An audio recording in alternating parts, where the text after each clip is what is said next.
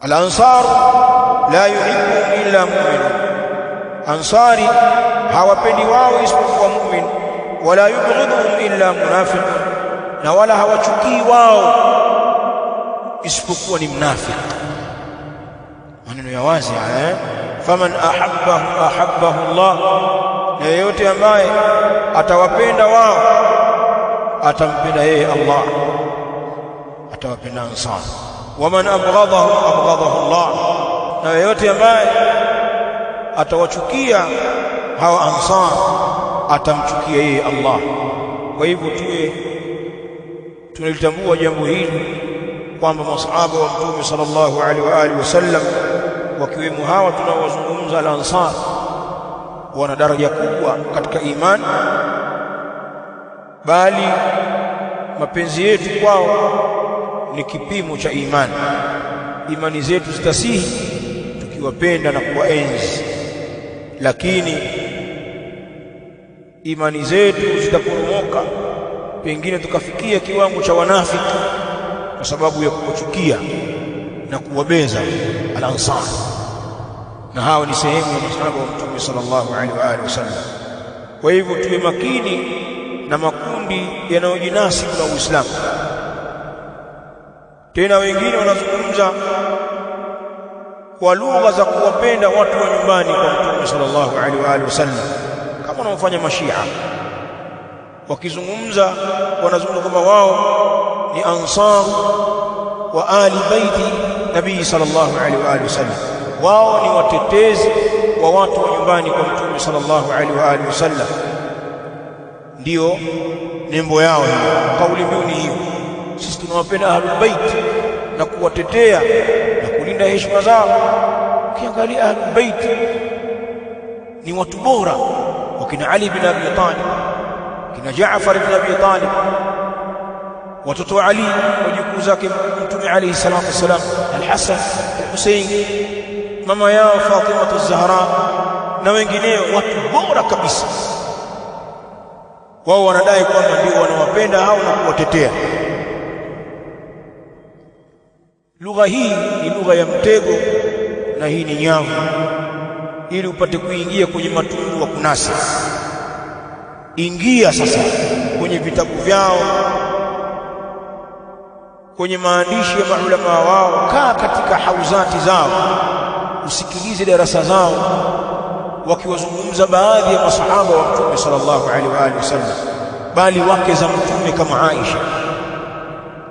Utajua kwamba yale maneno yote ya kuwanusuru watu wa nyumbani kwa Mtume yalikuwa ni geresha.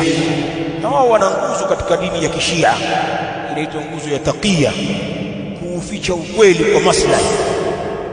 Wakifanya hivyo wanafanya kwa itikadi. Utakaa na Shia miaka kadhaa na kusoma mwelekeo wako, kama kuna kitu fulani wakipenda na kwao ni kitu kiovu, haukwambii papo kwa papo, watapamba pamba hivi, watakuzugazuga. Na ndio mahala mashia wamewazoa masufi wengi, wanadhihiri kwamba na wao wanaunga mkono maulidi, mazazi ya Mtume, watu wa nyumbani kwa Mtume, maulidi ya Fatima, wana maulidi ya Hussein, al-Hasan. Na ndio mambo ya masufi hayo. Masufi kuwaletea ngoma na mambo ya kuimba na wali ukawepo, wewe min alfaizin. Hawataki mambo mengine yoyote, mashia wamewaingia hapo. Lakini baadhi ya mashekhi wa kisufi washazinuka, na wengine zamani waliwajua mashia, wanazungumza hawa watu hawa tunawasogeza kwenye hadhara zetu, hawa watatuharibia dini, hawa wanawatukana wabora wetu. Maana mtu mwovu hawezi kujificha wakati wote, hii dini inalindwa na Allah. Baadhi ya mashia wamezungumza maneno mabaya yakarekodiwa kwa video yako mitandaoni, wakina Jalala wakijeli masahaba. Kiongozi wa Kishia anazungumza wazi kejeli kwa masahaba wa Mtume sallallahu alaihi wa alihi wasallam. Klipu yake ile imezagaa sasa, akizungumza alipofariki Mtume sallallahu alaihi wa alihi wasallam, pana watu hawakuonekana kumwandaa Mtume pale. Hawa kina Abu Bakar na kina Umar walikuwa wapi hawa? Anazungumza kama Mtume kafa, wakina Ali wanalia, wana uchungu, wanamuandaa mtume wao na ndugu yao. Wakina Abubakari wako huko wanagombania madaraka.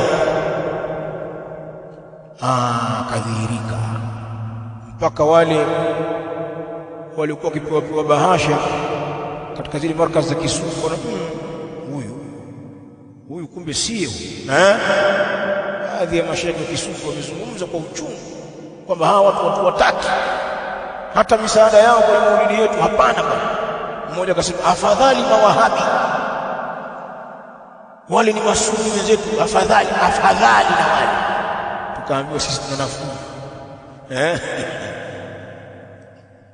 Kwa hiyo tusikubali ulaghai wa mashia, kwa kuwa wao wanauvunja msingi huu, na kuna mengine mengi mazito yanapatikana katika dini ya kishia, katika mambo yenye kupingana na Uislamu kabisa.